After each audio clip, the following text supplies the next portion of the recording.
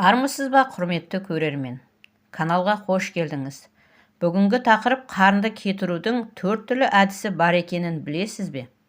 Бүгін сол жайлы айтатын боламыз. Тақырып қызық болса, видеоның соңына дейін көріңіздер. Құрметті көрермен, біздің арнамызды 88% адамдар тіркелусіз қарайды екен. Біздің еңбегімізді бағалап, арнаға тіркеле кетіңіздер. Сіздердің болмашы, оп-оңай ғана әрекеттеріңіз бізді шабыттандырады. Қарындағы майды кетіремін деп әрекет жасап көрдіңіз бе? Мұныңыздан нәтиже шықпады ма? Себебі ішектегі майды кетіру үшін алдымен оның қай түрге жататынын біліп алу қажет. Адамда қарын болмайды. Қарын тек малда болады. Қарын тек семіз адамдарда ғана емес, арықтарда да болады. Көп адамдарда май дененің осы бір жеріне жиналатыны белгілі. Бірақ әркімнің қарны әртүрлі. Соған байланысты қарынның пайда болуына бірнеше жағдайлар себеп болуы мүмкін. Дәл бүгінгі видеомызда әйелдерге тән 4 түрлі қарын түрлері мен оны кетірудің жолдарын қарастыратын боламыз. Бірінші, алжапқыш қарын. Атауы айтып тұрғандай, бұл қарын созылған әрі салбыраған алжапқыш сияқты алдыңызға түсіңкіреп тұрады. Қарынның бұлайша өзгеруі адамның жасына байланысты екен. Жасы келген сайын адамның қарны төмен қарай салбырап, артық майлар сол жерге жинала бастайды. Алжапқыш қарын иелеріне қимыл қозғалысы аз, бір орнында отырып жұмыс істейтіндер жатады.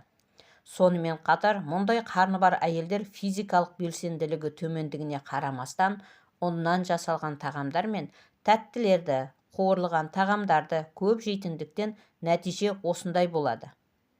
Алжапқыш қарынды қалай кетіреміз? Ол үшін тазартылған қанттан, кондитерлік өнімдер мен наннан, фастфуд өнімдерінен, картоп, тұздықтар мен газды сусындардан бас тартуға тура келеді. Оның орнына жеміс-жидектер мен көкөністерді, балық, дәнді дақылдар мен жаңғақтарды, жаңа сығылған көкөніс шырындарын ішкеніңіз абзал. Тамақтану рационыңыздан спирттік ішімдіктерді мүлде алып тастаңыз. Егер алкогольді ішімдіктерді асыра ішетін болсаңыз, қарынның үлкеюіне себеп болуы ғажап емес.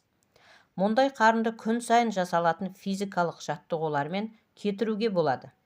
Сондықтан да отырып тұру, аяқты көтеру, пресс сияқты жаттығуларды үнемі жасауды қолға алыңыз. Екінші, шығыңқы қарын. Бұл қарын алға қарай шығыңқы әрі көкірек астынан бірден басталатындығымен ерекшеленеді. Мұндай қарындар жұмсақ емес, керісінше қатты болып келеді. Шығыңқы қарны барлар көбіне стреске белгіш келеді. Сонымен қатар, бұл қарын иелерінің үнемі ұйқысы қанбай жүреді. Сондай-ақ фастфуд өнімдерін газды сусындармен, кофемен көбірек ішіп жегенді ұнатады. Шығыңқы қарынды қалай кетіреміз? Ол үшін ұйқының уақытын ретке келтіріңіз. Лажы болса, ұйқыға күн сайын бір уақытта жатып, бір уақытта тұруға әдеттенген дұрыс. Ал стресстен арылу үшін өзіңізге ұнайтын іспен шұғылданып, денені босаңсытатын, тыныштандыратын ванна қабылдауға болады. Күнделікті ас мәзіріне құрамында магний элементі бар тағамдарды қосыңыз. Мысалы, жаңғақтар мен дәндер, аскөктер.